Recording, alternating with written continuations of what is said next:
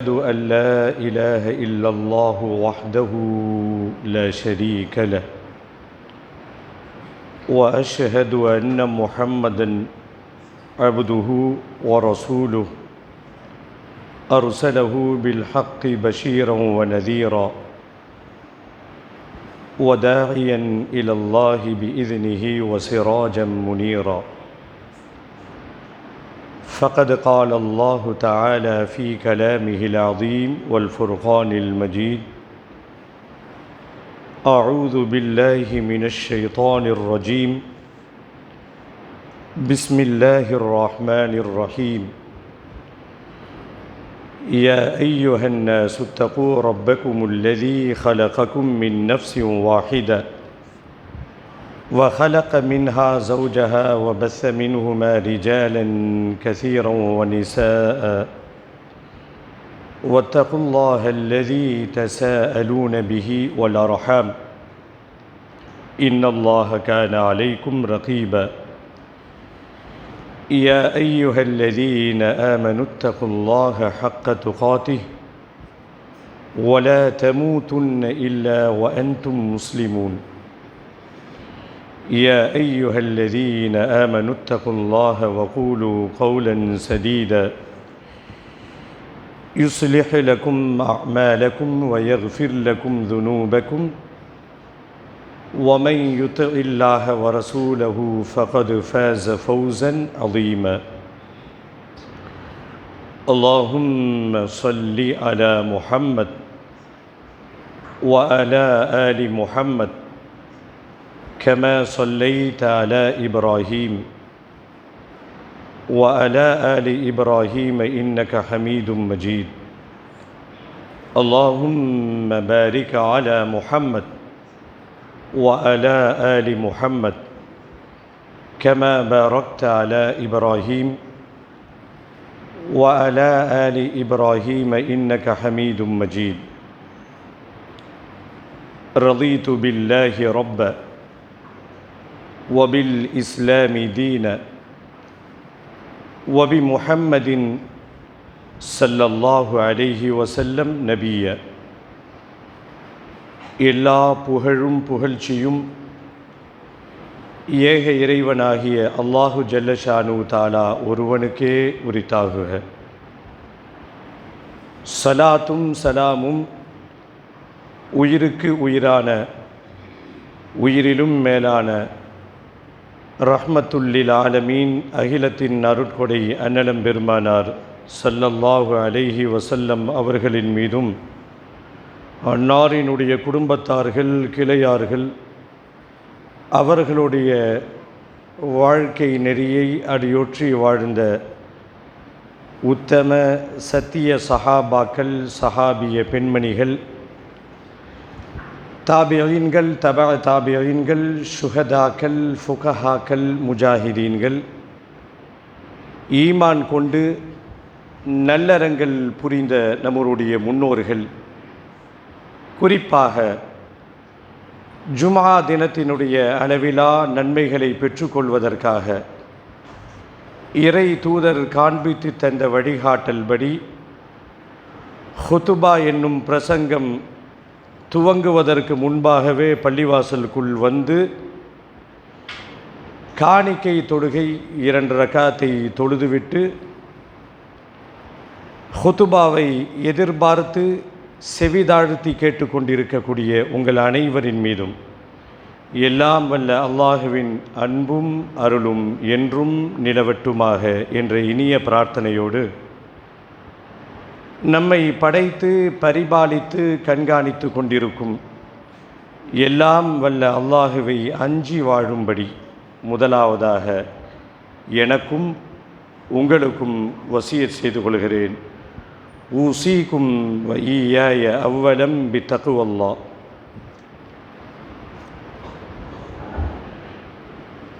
கண்ணியத்திற்குரிய பெரியோர்களே, சகோதர சகோதரிகளே, இளைஞர்களே, சிறார்களே,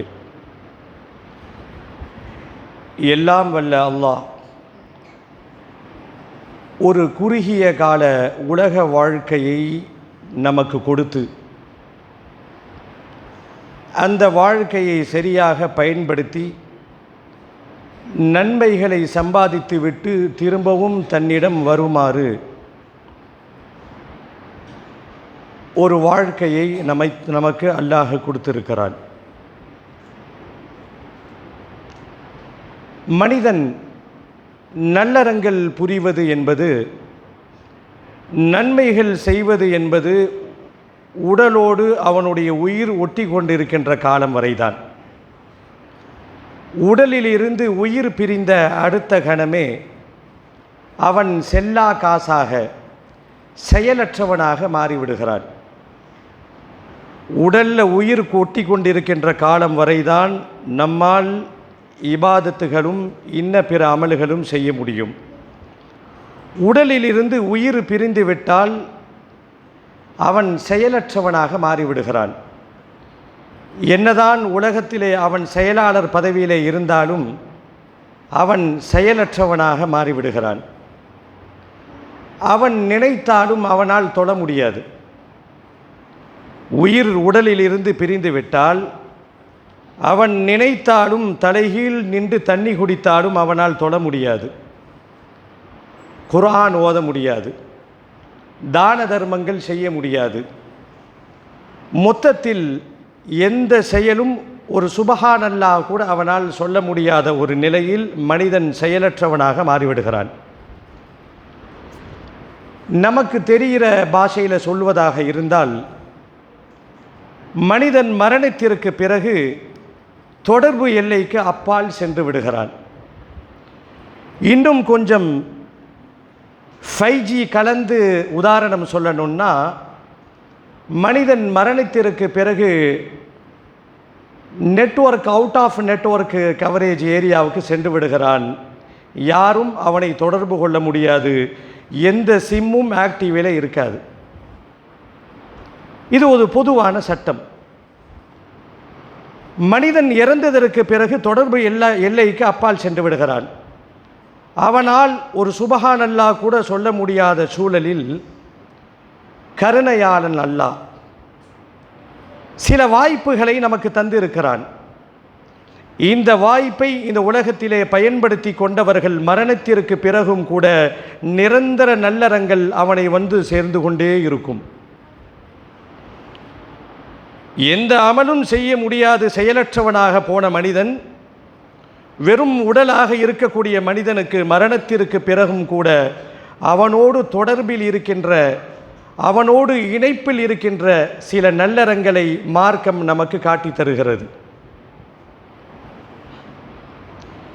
ஒரு 3 வழி, இன்று 3 வழியை தவிர மரணத்திற்கு பிறகு மனிதனை சென்றடையக்கூடிய எந்த ஆப்ஷனுமே அல்லாஹ் நமக்கு வழங்கவில்லை.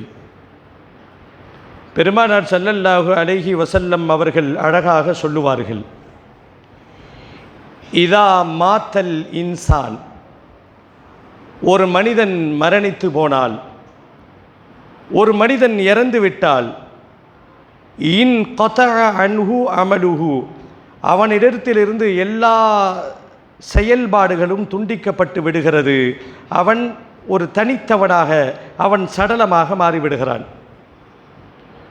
இல்லா மின் சலாசா, 3 வழிகள் மட்டும் மரணத்திற்கு பிறகும் அவன் இந்த உலகத்திலே சில ஏற்பாடுகளை செய்து வைத்தால், 3 வழிகள் மரணத்திற்கு பிறகும் அவனுக்கு நன்மைகளை சேர்த்து கொண்டே இருக்கும் என்ற நற்செய்தி இறை நம்பிக்கையாளர்களுக்கு அல்லாஹ்வால் கூறப்பட்டிருக்கிறது.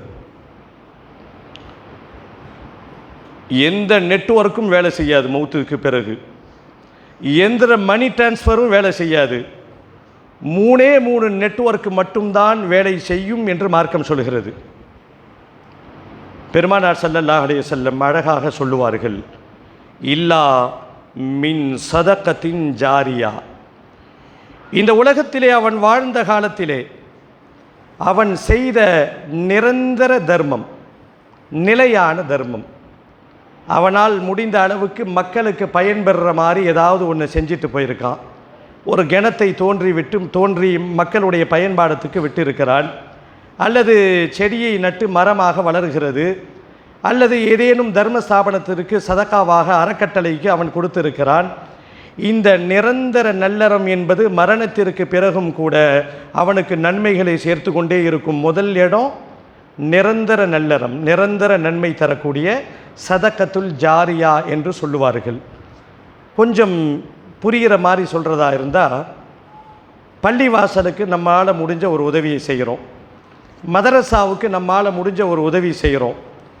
கியாமத்து நாள் வரைக்கும் நாம் இருக்க மாட்டோம், இந்த பள்ளியும் இருக்கும், மதரசா இருக்கும், இறை நாமங்கள் அங்கே உச்சரிக்கப்படும். இந்த ஷேரு மௌத்திற்கு பிறகும் கூட ஒரு ஷேர் நமக்கு வந்துக்கிட்டே இருக்கும். இது நிறையா இருக்குது. இது சின்ன உதாரணம்.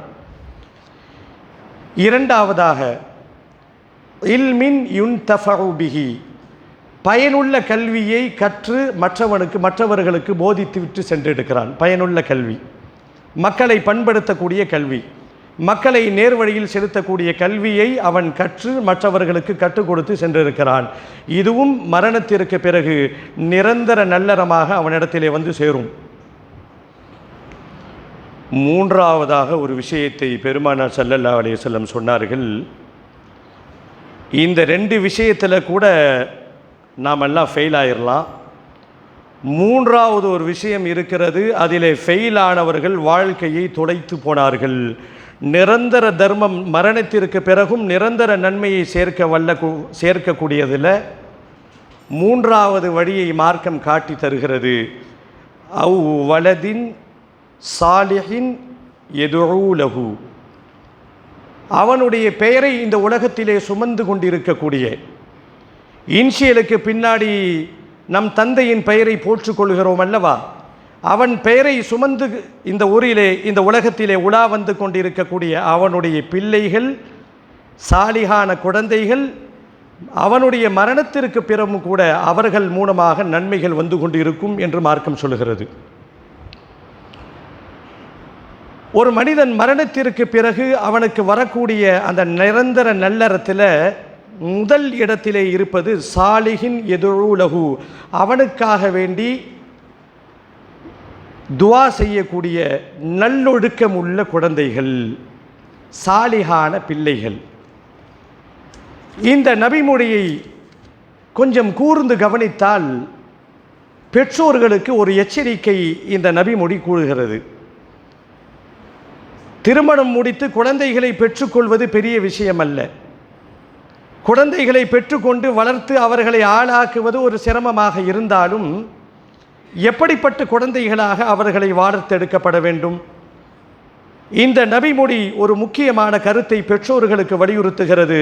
நீங்கள் குழந்தைகளை பெற்றோடுவது மட்டும் உங்களுடைய கடமைகள் முடிந்து விடுவதில்லை. வலதின் சாலிஹின், வருங்கால சமுதாயத்திற்கு வழிகாட்டியாக இருக்கக்கூடிய, நல்லொழுக்கத்தை போதிக்கக்கூடிய, நல்லொழுக்கத்தை பேணக்கூடிய நல்ல குழந்தையாக வளர்ந்திருந்தால் இந்த குழந்தைகளுடைய அந்த நன்மைகளும் அவர்கள் செய்யக்கூடிய பிரார்த்தனைகளும் பெற்றோர்களை சென்று அடையும் என்று மார்க்கம் கூறுகிறது. மௌத்திற்கு பிறகு நல்லொழுக்கங்களை யார் போதிப்பது? குழந்தைகளை நல்லொழுக்கத்தால் வார்த்தெடுக்கப்பட வேண்டும். பெற்றோர்களுக்கு யார் இந்த வேலையை செய்கிறது? ஆசிரியர்கள் செய்வதா? பள்ளிவாசலிலே இருக்கக்கூடிய இமாம்கள் செய்வதா? அல்லது சமூகத்தின் மீது அக்கறை உள்ளவர்கள் செய்வதா என்று பார்த்தால் இவைகளெல்லாம் தவிர்த்துவிட்டு குழந்தைகளை ஒழுக்க சீலர்களாக, குழந்தைகளை இரையச்சமுடையவர்களாக படக்கூடிய முதல் இடத்திலே பெற்றோர்கள் இருக்கிறார்கள். குழந்தைக்கு படிப்பு கொடுத்தீர்கள், அவன் கேட்டதெல்லாம் வாங்கி கொடுத்தீர்கள். சின்ன வயதிலே அவனுடைய விரல் அசைவதற்காக வேண்டி டேபு முதல் கொண்டு எல்லா பலா முசீபத்துகளும் வாங்கி கொடுத்தீர்கள். எல்லாம் செய்வது ஒரு பக்கம் இருக்கட்டும், அந்த குழந்தைகள் நல்லொழுக்கம் உள்ளவர்களாக வளர்க்கப்பட்டிருக்கிறார்களா, வார்த்தெடுக்கப்பட்டிருக்கிறார்களா? அப்படி வார்த்தெடுக்கப்படலை அப்படின்னா இந்த உலக வாழ்க்கையிலே நீங்கள் குழந்தைகளை பெற்றெடுத்தது வீண் என்று மார்க்கம் சொல்லுகிறது. குழந்தைகளை, பிள்ளைகளை வார்த்தெடுக்கக்கூடிய, அவர்களை நல்லொழுக்கத்தின் பக்கம் செலுத்தக்கூடிய முதல் பொறுப்பு பெற்றோர்களிடத்தில் இருக்குது. இந்த குழந்தை வளர்ப்பு, இந்த குழந்தை வளர்ப்பை பற்றி நாம் என்ன பெரும்பாலான பெற்றோர்கள் எண்ணிக்கொண்டிருக்கிறார்கள்? குழந்தை வளர்ப்பு என்பது பருவ வயதை அடைகின்ற வரை. அவன் 10th போயிட்டான்னு அவனை நாம் கண்காணிக்க வேண்டிய அவசியம் இல்லை. இந்த குழந்தை வளர்ப்பு என்பதை ஒரு எல்லையோடு பெற்றோர்கள் நிறுத்திவிட்டார்கள். எல்கேஜியிலிருந்து யூகேஜியிலிருந்து படிக்க வச்சு அவனுக்கு உடையிலிருந்து எல்லாம் வாங்கி கொடுத்து அழகு பார்த்து அவன் வாலிப பருவத்தை அடைந்து விட்டால் எல்லோருமே ஒரு ஆறுதல் வார்த்தையை கூறி ஒதுங்கி கொள்கிறார்கள். இனிமேல் அவனை நாம் ஏன் கண்டிக்கணும்? தோளுக்கு மேல் வளர்ந்து விட்டால் அவன் தோழனாகி விடுகிறான். ஆனால் மிகவும் கவனிக்க வேண்டிய பருவம் வாலிப வயதை அடைந்ததற்கு பிறகுதான் உங்களுடைய கண்காணிப்பு கூடுதல் தேவை. அரும்பு மீசை முளைக்க ஆரம்பித்த பிறகுதான் உங்களுடைய பார்வை கூர்ந்து அவர்கள் பக்கம் கவனிக்கப்பட வேண்டும். அது ஆண் குழந்தைகளாக இருந்தால் பெண் குழந்தைகளாக இருந்தாலும் சரி. பெண் குழந்தைகளாக இருந்தால் சற்று கூடுதல் கவனம் தேவை. அதுவும் இன்றைய காலத்திலே நம் உள்ளங்களை கெடுக்கக்கூடிய, நம் சிந்தனைகளை மாற்றக்கூடிய, நம் செயல்களை தடுமாற செய்கின்ற ஃபேஸ்புக்கில் தொடங்கி ட்விட்டரில் தொடங்கி எல்லா திமிங்கலங்களும் நம்மை வழிகெடுப்பதற்கு தயாராக இருந்து கொண்டிருக்கிறது. அருமை பெற்றோர்களே, நீங்கள் மௌத்தானதற்கு பிறகு உங்களுக்கு உங்களுடைய குழந்தைகளால் வரக்கூடிய நல்லறம்தான் நிரந்தர நல்லறம். நீங்கள் அவர்களுக்கு வீடு கட்டி கொடுத்திருக்கலாம், அவர்கள் கேட்ட KTM பைக்கை வாங்கி கொடுத்திருக்கலாம், பல்சர் முதல் கொண்டு அல்சர் வரை எல்லா வேலையும் செய்திருக்கலாம். இதில் எந்த பயனும் இல்லை. நீங்கள் நல்லொழுக்கம் கொடுக்கப்பட்ட குழந்தைகளாக இந்த குழந்தைகளை நீங்கள் வளர்த்தால், இன்னும் சுருக்கமாக சொல்ல போனால், ஒவ்வொரு பெற்றோர்களும் தங்களுடைய உள்ளத்திலே இப்படி ஒரு எண்ணத்தை வைத்துக் கொள்ளுங்கள். ஆண் குழந்தைகளாக இருந்தால், நான் மூத்தானால் என் ஜனாசாவை என் மகன்தான் தொலை வைக்க வேண்டும். சும்மா தொலை வச்சிட முடியுமா? ஒன்றுமே மார்க்கம் வளர்க்கப்பட்ட தொழுகை இல்லாத எத்தனையோ நபர்களை சில ஊர்களிலே பார்க்கிறோம். படித்திருப்பார்கள், இன் பண்ணி டிப்டாப் ஆசாமியாக பள்ளிவாசலுக்கு ஓரமாக நிற்பாங்க. என்ன அப்படின்னு கேட்டால், வாப்பாவினுடைய ஜனாசா தொட வைக்கப்படும், மகனுக்கு தொழுக தெரியாது, தக்பீரை கட்டினால் மற்றவர்களை பார்த்து கொண்டு எப்படி உயர்த்துகிறார்கள் என்று இவன் கையை உயர்த்துகிறான். ஒடுக்கம் கற்றுக் கொடுக்கப்படவில்லை, மார்க்கம் கற்றுக் கொடுக்கப்படவில்லை. டிகிரி வாங்கியிருக்கிறான், எல்லாம் வாங்கியிருக்கிறான். எல்லாம் இருந்தாலும் சரி, நல்லொழுக்கம் உள்ளவர்களாக, இறையச்சம் உள்ளவர்களாக உங்கள் குழந்தையை நீங்கள் வார்த்தெடுக்காவிட்டால், விழலுக்கு இறைத்த நீரை போல இந்த பிள்ளைகள் வெறும் இன்சியலாக மாறுவார்களே தவிர மறு உலகத்தின் சேமிப்பாக பிள்ளைகள் இருக்கிறார்கள் என்று மார்க்கம் சொல்லுகிறது.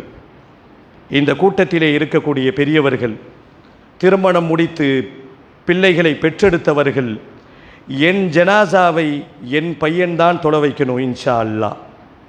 காலம் எப்படி போகுமோ தெரியாது. என் மையத்தை படுக்க வைத்து என் மகன்தான் தொலை வைக்க வேண்டும். அதற்கு தகுதியானவனாக, அந்த நிலைக்கு உள்ளானவனாக அவனை மார்க்கம் கலந்து இறையச்சத்தோடு வளர்ப்பேன் என்ற உறுதிமொழி ஒவ்வொரு பெற்றோர்களும் எடுத்துக்கொள்ள வேண்டும். இன்றைக்கு சின்ன பசங்களை விட வாலிப வயது மீது தான் இன்றைக்கு அதிகமான ஃபோக்கஸ் நாம் செலுத்தப்பட வேண்டும். நடிகர்களுக்கு பின்னாடி ஒரு கூட்டம், நடிகர்களுக்கு பின்னாடி ஒரு கூட்டம். இந்த உலகத்திலே யார் ஹீரோ? முதல்ல யார் ஹீரோன்னு அவங்கள புரிய வைக்கணும். ஏசியிலே உட்கார்ந்து கொண்டு கோடியிலே பணம் வாங்கி கொண்டு வெறும் ஏமாற்று வேலை செய்பவர்கள் ஹீரோ அல்ல. முதல்ல நம்ம பிள்ளைங்களுக்கு யார் ஹீரோன்னு புரிய வைக்கணும். உன் தந்தை ஹீரோ. ஹோட்டல் வேலையை செய்து கொண்டு அடுப்பு அடியிலே 24 மணி நேரம் உடைத்து கொண்டு வேர்வை சிந்தி வருகிறானே, அந்த தந்தை தாண்டா உனக்கு ஹீரோ. கையில் காசு இல்லை, வாப்பா எனக்கு ஷூ வாங்கி கொடுங்கன்னு கேட்குறான். வேர்வை சிந்தித்து சில 50களையும் சில 100களையும் சம்பாதித்து விட்டு உனக்கு உடைத்து கொடுத்து இருக்கிறானே, அவன்தான்டா ஹீரோ. கண்ட கடிசுகளை எல்லாம், கண்ட விளையாட்டு வீரர்களை எல்லாம், கோடியிலே ஏலம் எடுக்கப்பட்ட சில விளையாட்டு வீரர்கள் எல்லாம் மெச்சுகின்ற பழக்கம் யாருக்கும் இருக்கக்கூடாது. குறிப்பாக நம் இளைஞர்களுக்கு இருக்கக்கூடாது. யாரை நாம் ஹீரோவாக தூக்குறோம்? ஒவ்வொரு மனிதனும் ஹீரோ தான். யார் நம்மளுடைய சுயமரியாதையை ஒரு முஸ்லீம் இழக்கக்கூடாது. பாருங்கள், சனிக்கிழமை அன்று நடந்த சம்பவம் உலகத்தை ஒழுக்கி இருக்கிறது. 41 பேர் இறந்திருக்கிறார்கள். ஏன் இறந்தார்கள்? சுதந்திர போராட்டத்திற்கு வந்து இறந்தார்களா? இல்லை தன் தந்தைக்காக வேண்டி அவன் கஷ்டப்பட்டு இறந்தானா? ஒரு நடிகன் வருகிறான், அவனை பார்ப்பதற்காக வேண்டி கூட்டம் அலைமோதுகிறது. 41 பேர்கள், இளைஞர்கள், பெண்கள், சிறார்கள். என் மனது ஒன்றை எண்ணியது, இந்த கூட்டத்தில் முஸ்லிம்கள் இருப்பார்களோ? எல்லாம் உயிர் தான். ஏன் நினச்சதுக்கு காரணம் என்னன்னா, இஸ்லாமியர்களை பொறுத்த வரைக்கும் இது போல ஹீரோக்கள் பின்னாடி போகிறது, விளையாட்டு வீரர்களுக்கு பின்னாடி சுற்றுறது, இந்த வேலையெல்லாம் உண்மையான இஸ்லாமிய இளைஞன் செய்ய மாட்டான், செய்யவும் கூடாது. அவர்கள் ஒரு சாக்கடைகள். ஏதோ விளையாட்டை பார்த்தியா, ரசிச்சியா, நீ விளையாண்டியா, முடிஞ்சு போச்சு.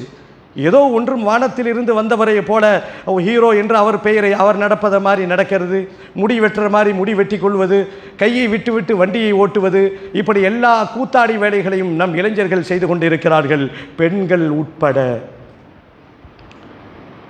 அந்த சம்பவத்தில் பார்க்குறோம், செய்திகளை பார்க்கிறேன். காயம் அடைந்தவர்களுக்கு ஆறுதல் சொல்வதற்காக வருகிறார்கள். ஒரு ஃபர்தா போட்ட ஒரு பெண்மணி என் கண்ணிலே தென்படுகிறாள். நான் நினைத்து இப்படி நடக்காதுன்னு நினச்சேன், நடந்துருச்சு. எல்லாம் உயிர் தான். ஆனாலும் ஒரு முஸ்லீமை பொறுத்த வரைக்கும் அவனுக்கு சினிமா நடிகர்களுக்கு பின்னாடி போக மாட்டான். ஏதோ ஒரு காலத்திலே பார்த்திருக்கலாம், அதை விட்டுவிட வேண்டுமே தவிர, உனக்கு எப்படி 2 கண்ணு, உன்னுடைய உடல் அமைப்பு எப்படியோ அதே மாதிரி தான் அவன். எவனும் ஹீரோ இல்லை. அப்படி உங்களை ஹீரோக்களாக நீங்கள் யாரையாவது நினைக்கணும்னா, உனக்காக வேண்டி கஷ்டப்படுகின்ற உன் தந்தையை ஹீரோவாக பார். அவனல்லவா பெரிய ஹீரோ. எப்படியெல்லாம் உன்னை வளர்த்திருக்கிறான். கடும் கஷ்டம். சில பேர்களை பார்க்குறோம், கடுமையான வெப்பத்தில் ஹோட்டலில் மணிக்கணக்காக வேலை செய்து கொண்டு தன் குடும்பத்தை காப்பாற்றுவதற்கு முயலுவார்கள். அவன்தானே ஹீரோ? எத்தனையோ தங்கள் உடலை வருத்தி கொண்டு தொழில் செய்யக்கூடிய எத்தனையோ தகப்பன்மார்கள் இருக்கிறார்கள். அவர்கள் அல்லவா ஹீரோ? இதெல்லாம் சொல்லி குழந்தைகளை சின்ன வயசுலேருந்து வளர்க்கணும்.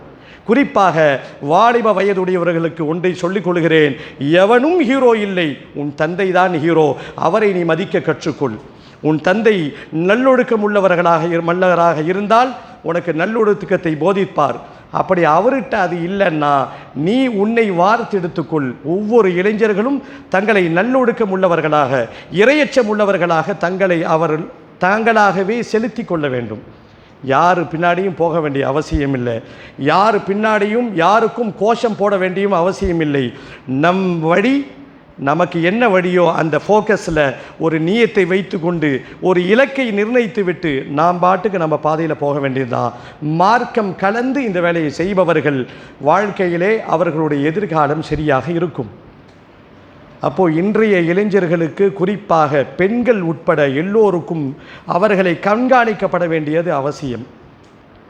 ஒரு முஸ்லீம் கல்லூரி, படிப்பவர்களெல்லாம் முஸ்லீம் பெண்கள். பெண்கள் கல்லூரியிலே ஏன் கொண்டு போய் நம் தாய்மார்கள் சேர்க்கிறார்கள்? இந்த இரண்டும் கலந்த காலேஜில் சேர்த்தா சில நேரங்கள் சில தவறுகள் வரலாம் என்று எண்ணுவோம். முழுக்க பெண்கள் படிக்கக்கூடிய பெண்கள் கல்லூரி.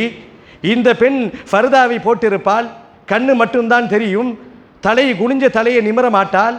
ஊர் உலகத்திற்கு இப்படிப்பட்ட ஒரு சாலியான வளம் வந்த ஒரு பெண் திடீரென்று மாயமாகிறாள். எவனோ கந்த சாக்கடையை கூட ஓடிவிட்டால் என்ற செய்தி வருகிறது. பெற்றோர்கள் அவங்களுடைய மனசு எவ்வளவு பாரமாக இருக்கும்.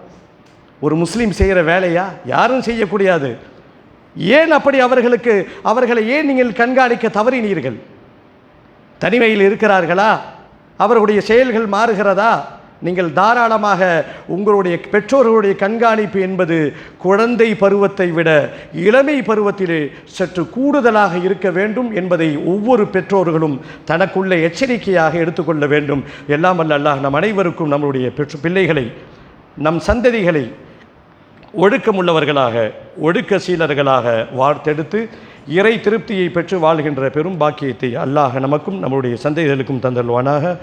يا أيها الذين آمنوا اتقوا الله حق تقاته ولا تموتن إلا وأنتم مسلمون.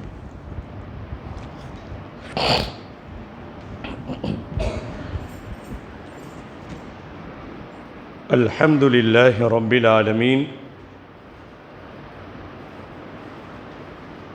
கண்ணியத்திற்குரிய அல்லாஹ்வின் நல்லடியார்களே, இன்றைய ஜும்மாவினுடைய முதல் பிரசங்கத்தில் வழி தவறும் இளைஞர்கள், சறுக்கி கொண்டிருக்கும் இளைஞர்கள், ஆண்களும் பெண்களும், இவர்களை செதுக்குவது, இவர்களை சரி செய்வது, இவர்களை நல்வழிப்படுத்துவது யார் மீது கடமை? பெற்றோர்களா, ஆசிரியர்களா, மஹல்லாவினுடைய பொறுப்பாளர்களா என்று பார்த்தால் இவைகளெல்லாம் தவிர்த்து விட்டு முதல் கடமை பெற்றோர்களுக்கு கடமை. குழந்தையாக இருக்கும்போது செல்லம் கொடுத்து வளர்த்தோம். அவர்கள் வளர வளர வளர, அதுவும் இன்றைய காலத்தில் நம்மை பாதையை மாற்றுவதற்கு நூற்றுக்கணக்கான வழிகள் இன்றைக்கு இலவசமாக கிடைக்கிறது. இன்றைக்கு பெற்றோர்களுக்கு குழந்தை வளர்ப்பு என்பது பெரும் சவால். குறிப்பாக பெண் பிள்ளைகளை கொஞ்சம் கூடுதல் கவனத்தோடு வளர்க்கப்பட வேண்டிய காலம் இந்த காலம். அப்போது பெற்றோர்களுடைய முதல் கடமை தங்களுடைய பிள்ளைகளுக்கு ஒழுக்கம் கொடுத்து, கல்வி கொடுத்து, உடை கொடுத்து, அவன் கேட்டதெல்லாம் வாங்கி கொடுப்பது ஒரு பக்கம் இருந்தாலும் அவனை சாலிகானவனாக மாற்றணும். சாலிகானவனாக மாற்றணும்னா என்ன செய்யணும்? இதுக்கு ஏதாவது பயிற்சி முகாமில் போய் நான் சேர்க்கணுமா அப்படின்னு பார்த்தா இல்லை. நீங்கள் எந்த பகுதியில் வசிக்கிறீர்களோ அந்த பள்ளிவாசலோடு ஒரு தொடர்பை ஏற்படுத்தி கொள்ளுங்கள். மேக்சிமம் 100% தொழக்கூடியவர்கள் பெரிய அளவுக்கு தப்புலாம் அவங்கக்கிட்ட இருக்காது. மேக்சிமம் பள்ளிவாசலோடு தொடர்பு கொள்ளக்கூடிய இளைஞர்களுடைய நிலைமை எடுத்துக்கிட்டால் ஓரளவுக்கு அல்லாஹுடைய கிருபையால் ஒழுக்க ரீதியாக அந்த வாலிப வயசுக்குன்னே உள்ள சில குறும்புகள், அரும்புகள் அதெல்லாம் இருக்கும். அது எல்லாத்துக்கும் உள்ளது, அதில் எல்லாம் அடங்கிடுவோம். ஆனால் நம் குழந்தைகளை நாம் நல்லா ஒழுக்கமாக வளர்க்கணுன்னா உங்கள் பிள்ளைகளை பள்ளிவாசலோடு தொடர்பு ஏற்படுத்துங்க. முதல்ல அவனை தொழுகையாளியாக மாற்றுங்க. அங்கே நடந்து கொண்டிருக்கக்கூடிய விஷயங்களில் கலந்துக்க சொல்லுங்கள். குறிப்பாக போன வாரம் நாம் சொன்ன மாதிரி ஃபஜ்ர் தொழுகைக்கு கண்டிப்பாக இளைஞர்கள்லேருந்து சிறார்கள்லேருந்து எல்லாம் கலந்துக்கிட்டாதான் ஒரு நல்ல சமூகத்தை நாம் உருவாக்க முடியும். பள்ளிவாசலோடு தொடர்பு வைத்து கொண்டால் அது நிறைய அதிசயத்தை கொடுக்கும். அவனுடைய சிந்தனை மாறும், அவனுடைய சிந்தனை ஆகிரத்தின் பக்கம் வரும். எங்கெல்லாம் மார்க்க வகுப்புகள் நடக்குதோ மேக்சிமம் அங்கே போய் கலந்துக்க சொல்லலாம். இப்படி இந்த வழிகளெல்லாம் செய்துவிட்டு, இன்றைய காலம் அவ்வளவு மோசமான காலம். எல்லாத்தையும் சமாளித்து எதிர்நீச்சல் போட்டு ஈமானிய அந்த கடலிலே நீந்தவனும்.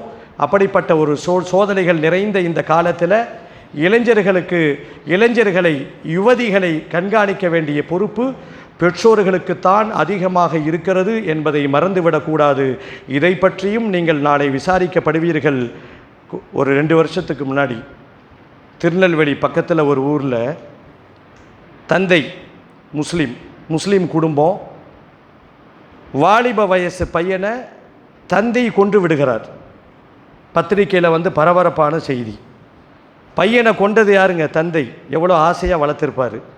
கொன்றதற்கு காரணம் கேட்டபோது அந்த தந்தை சொன்ன காரணம், என் பையன் போதைக்கு அடிமையாயிட்டான். ஏன் அடிமையானா? அப்போதே நீங்கள் கண்காணிச்சிருக்க வேண்டியது. அது அடுத்த கேள்வி. அடிமையாகி நாட்கள் போக போக அவனுடைய வேலைகள்லாம் இன்னும் கொஞ்சம் அதிகமாயிருச்சு. அக்கிரமம் அதிகமாக செஞ்சிட்டான். என்னால் பொறுக்க முடியல, அதனால் கொலை செஞ்சிட்டேன் அப்படின்னு வாக்குமூலம் தந்தை கொடுக்கிறார். இந்த அளவுக்கு சீரியஸாக போகுவதற்கு முன்பாக வரும் முன் காப்போம் என்ற அடிப்படையிலே ஒவ்வொரு பெற்றோர்களும் தங்கள் பிள்ளைகளை, அவன் எல்கேஜியாக இருக்கட்டும், யூகேஜியாக இருக்கட்டும், வளர வளர வளர கண்காணிப்பு கூடுதல் தேவை. குறிப்பாக வாலிப வயசுக்குள்ளே 10th நுழைஞ்சிட்டான்னா அவன் மீது அதிகமாக அக்கறை செலுத்தப்பட வேண்டும் என்ற இந்த முக்கிய தகவலை நாம் பரிமாறிக்கொள்கிறோம். எல்லாம் வல்ல அல்லாஹ் நம் அனைவருக்கும் ஒரு நல்ல சமூகத்தை, ஒரு நல்ல சந்ததிகள் நிறைந்த சமூகத்தை கட்டமைத்து வாழ்வதற்கு அல்லாஹ் அருள் புரிவானாக. யா அய்யுஹல்லதீன ஆமனு தகுல்லாஹ ஹக்க துகாதி வலா தமூதுன்ன இல்லா வஅன்தும் முஸ்லிமூன்.